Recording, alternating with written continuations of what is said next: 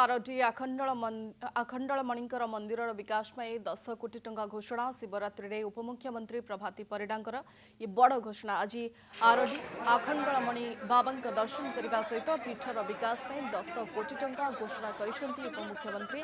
मंदिर उन्नतीकरण राज्य पर्यटन विकास पांठि 10 कोटी टंका सहायता घोषणा कर सहित मंत्री सूरज सूर्यवंशी और भद्रक विधायक सीतांशु महापात्र भी बाबा आखंडलमणिकर दर्शन कर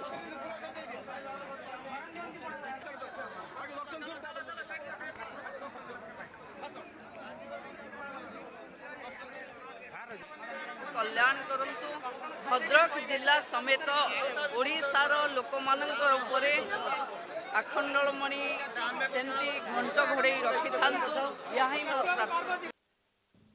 आज बाबा आखंडलमणिकर दर्शन करछन्ती उपमुख्यमंत्री प्रभाती परिडा। सहित पीठर विकास पर 10 कोटी टंका विकास पांठि घोषणा करा जायछि, जहाँकि बाबा आखंडलमणिकर विकास क्षेत्र में कार्य लगिबो।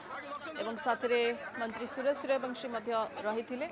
आज शिवरात्रि और शिवरात्रि में उपमुख्यमंत्री प्रभाती परिडा बाबा आखंडलमणिकर दर्शन करने सहित बड़ घोषणा कर।